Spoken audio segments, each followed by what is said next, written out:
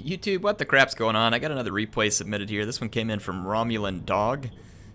So he's going to give us some Beastmen action. I'm terrible with the Beastmen. That's why I don't play them very often. So when he told me he had some Beastmen replays, I welcomed it because I'm honestly just not good enough with the Beastmen to represent them properly on the battlefield. So looks like, hang on, let's pause it. There's a lot of stuff, or we'll just go into slow motion. There's a lot of stuff going on. We got some gore herds hidden here in the woods. There's a Centaur, a Chaos Warhound with poison. Out in the middle, we've got a couple of Ungor spear herds with upgrades. Ungor Raider, Bestigor herd, some Centaurs with throwing axes, and then hidden over here we've got Gorebull, Malagor the two Gorebulls, and then Malagor the Dark Omen. Over here some more Gore hordes with shields upgraded. We've got some Chaos Warhounds and Centaurs. So interesting build here with all the Centaurs, Warhounds with the poison. They're coming up against Wood Elves, and Wood Elves are significantly stronger after a few buffs in terms of infantry fight. They took some buffs and nerfs, but overall they got the better of it. These Azray Spear, for instance, are much stronger now as well. And they can kick butt both in an anti-large fight and in a fight against the right kind of infantry. So let's see, Glade Guard, one with Starfire Shafts. I see at least 3 of the Azray Spear, make it 4, potentially. Now it looks like 3 Azray Spear. Several Dryads and a couple of Treekin mixed in. We can see a Spellsinger of Life, and then we got the Glady on the Dragon here. So let's just kind of try and catch what happens here. Glady's likely wanting to come up, do some scouting, do some skirmishing. These Centaurs with throwing axes could be real good against the Glady. There's going to be some Ungor Raiders coming in to take shots too. Yeah, Glady is going to use her breath attack here, and that's going to be pretty good. But like I said, she's not going to want to stick around to get skirmished by these throwing axes. She'll want to stay on the move. So you can see that they're going to do damage pretty quickly, but you know, of course, these Beastmen are going to have to watch out because these Glade Guard can fire while walking forward, and one of them have Hagbane tips? No, it just looks like green arrows. Yeah, so the Beastmen will have to watch out, but clearly he's hoping to ambush out of the woods on both flanks, and the Wood Elf player has scouted out one flank of Beastmen, but not both flanks of the Beastmen, so they don't have great visibility on it yet. There's one unit of Wild Riders hidden over here. The Centaur with throwing axes would have to watch out. That Wild Rider's pretty quick. Definitely not a unit you want to be getting chased by, is what I should say. Well, this is going to be a nice ambush. Look at this. Completely lined up on the flank. These 3 Gore herds with shields will do pretty good against anything unarmored. Of course, Dryads are meant to go against unarmored infantry as well.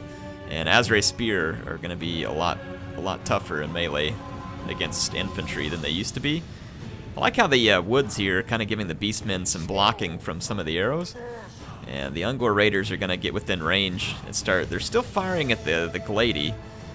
Almost wonder if they shouldn't put some fire down on these Glade Guard. Because they're not going to do much to the Glady. Do a little damage, but killing Glade Guard would be pretty nice. Let's see what happens. So we got the Chaos Warhounds and the Centaurs lined up, and then here comes the Gore herds. So the Beastmen army is now visible to the Wood Elves, who, let's see how quickly they can react. Right now they're focusing their attention up front on Ungor spear herds. These Wild Riders are certainly going to be a mess if they get into these Gore herds. They are, yeah. The Centaurs have an opportunity here to come in and help. But this will be a pretty decent fight for the Beastmen up here, I think, because there's nice upgrades, but with the Glady around helping. Yeah, the Wild Riders did tremendous damage to the Gore herds, killing nearly the whole unit. Unarmored infantry gets absolutely owned by Wild Riders. They're somewhat flimsy, but they can deal some serious damage. That was a brutal breath attack from the Glade Lord. Killed a ton of Gore herds. And the Gore herds were busy absolutely destroying the Dryads too. Yeah, it looks like they was a pretty evenly matched fight actually. Alright, the 2 Gore Bulls are in. They're going to pound in through the Azray Spear. And we've got some Warhounds with poison coming around that should be in a good position to try and get a hold of some of these Glade Guard. But it looks like, yeah, they've got an attack order on these back here. Gore Bull does a rolling somersault right into the Spellsinger. Other Glade Guard pinned down. Look at this nice pincer here between Gorbel and the spears. This flank is going a little bit better for the Beastmen. They didn't get countercharged or anything. Centaur's now in position. More Warhounds. Malagor coming back over here. And now the Goreherds with shields getting to do some work. This one should get to come back into the fight as well. And there's a Cygor summoned by Malagor, so this is a great call. It causes terror. Now, War Dancers are immune to psychology, but still, that helps do a lot of damage. Look at this. The Glady lands and gets absolutely mobbed by Centaurs and Gorbel. I have no idea why the Glady landed here, but landing near Centaurs is not what you want to do, especially when there's Warhounds with poison around, because they can pin your flying units down, and especially if the Centaurs have great weapons, they will do tremendous damage. But with Gorbel in here, it'll help make up for it. And there's another Gorbel coming to make it up, so nice grudge match here between Beastmen and Wood Elves, and right now it is looking quite good for the Beastmen and their ambush from the woods. How about that? Using the woods to ambush the Wood Elves. That's got to go down in Wood Elf history as not one of their high moments. I think that was a Vile Tide there, just exploding them. Yeah, see the Warhounds keeping the Glady pinned on the ground, and then Gorbel can follow. That poison makes it very difficult to get back in the air, and then Centaurs are very fast, but this was nice here. The War Dancers came in, and they're going to absolutely chew up Centaurs and spit them out. But yeah, the Glady here is going to go down to mere Warhounds with poison. Cygor did tremendous damage and helped break up an infantry fight, and now it can continue doing its work. Cygors can be quite good when summoned because of the terror they can cause, making Malagor, or even a Shaman, Lore of, what do they call it, Lore of Wild, quite a good choice still. A lot of times people will just always go for Morgur, and don't get me wrong, Morgur is good, but there is definitely use for Malagor and the Lore of the Wild. I think definitely that Cygor summon is one of the best uses. Summon it in the right spot, let it do a lot of damage. Now the breath attacks on the Glady definitely caused some damage, but when the Glady decided to land in that inopportune moment near the Centaurs, that was the last of her antics in this particular fight. And infantry-wise, the Goreherds held up pretty well. Most of them were still alive at the end of the fighting, and this Besta Goreherd was doing well also, with very little damage. But honestly, none of the Wood Elf infantry here is really set up to do well against Besta Goreherd. The Glade Guard with Starfire Shafts would have been the best answer to the Besta Goreherd, assuming that it got a shot. But I like the Beastmen army. It gives them plenty of mobility, which is good for going after Wood Elf skirmishers, and also some speed to keep up with stuff like Wild Riders. And then obviously 2 Gorbels is always a solid pick. And Goreherds with shields are a good pick versus the Wood Elves, because even the best Wood Elf infantry doesn't have much armor. And so these guys are a pretty solid trade, and upgrades these days can be pretty worthwhile, because they'll give you more leadership and melee defense, which will help these units be a little tankier and stay in the fight longer to keep causing damage. So cool replay sent in from Romulan Dog. He had one more replay here that he mentioned was just for fun. He calls it 4 Cygor fun, so how can it not be fun? We're going to get to see 4 Cygors, and I just wanted to check it out. This army is somewhat reminiscent of a Dark Elf army that I tried once. Not quite the same, because I had a couple of War Hydras. There's only one here, but 4 Executioners, a few Dread Spears, Malekith, and a War Hydra. So not too different from one I tried on the Beastmen. Thinking that I would challenge the fact that Beastmen don't have good skirmishing, but with 2 Cygors that are going to be hurling rocks from the beginning of this, he might actually get some good damage done on a couple of those Hargoneth Executioners. Centaurs with throwing axes here are actually going to be a bit of a nightmare, because the Dark Elves didn't bring any skirmishing. I don't know if those Dread Spears were the target, but they sure got hit. Let's see how well the Centaurs with throwing axes are used here. They could do tremendous damage to the Hargoneth Executioners. Yeah, nice throw right there. Getting some good skirmish shots in, doing good damage. Oh, that was a shot from the Cygor. Let's see, back here is a single unit of Dark Riders, which may or may not do a lot. And then out on the flanks we got Harpies and 2 more Dark Riders. Yeah, okay, so we caught all the units. Let's see, the Hydra. Where did Malekith get off to? Okay, Malekith's... Oh, yeah, Malekith, what are you doing? Don't chase throwing axes, man. Not unless you want to be all kinds of dead. Look at the damage that these Cygors have caused already to the Hargoneth Executioners. Talk about good trade-off.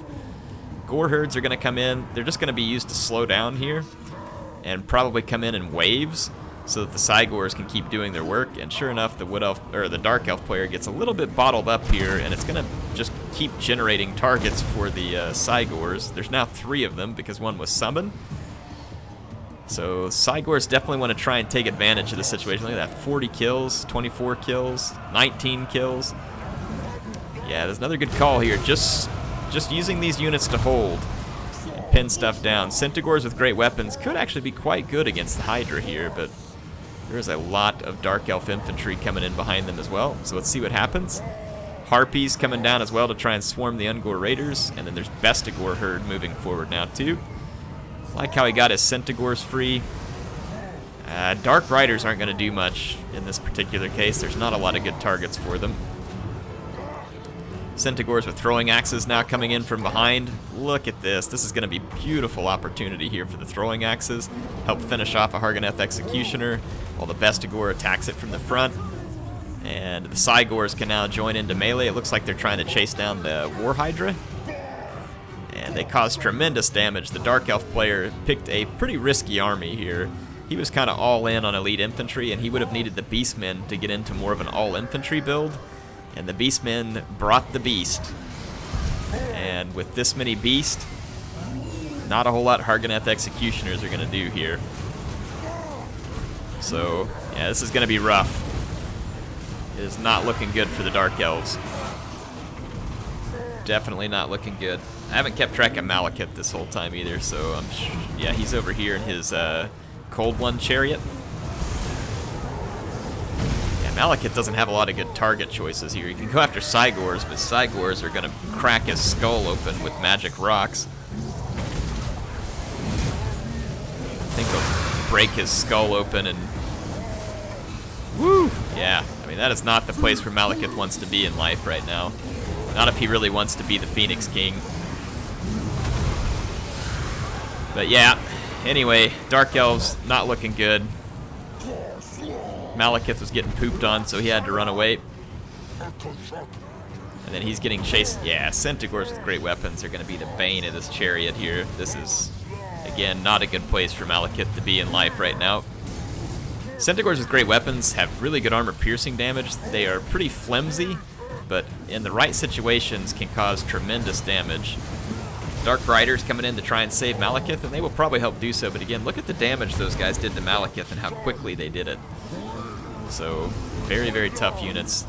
Cygors are all putting a beat down on the War Hydra. Malekith continues to use his magic, but it's looking like too little and too late here. So, the Dark Elves are being overwhelmed.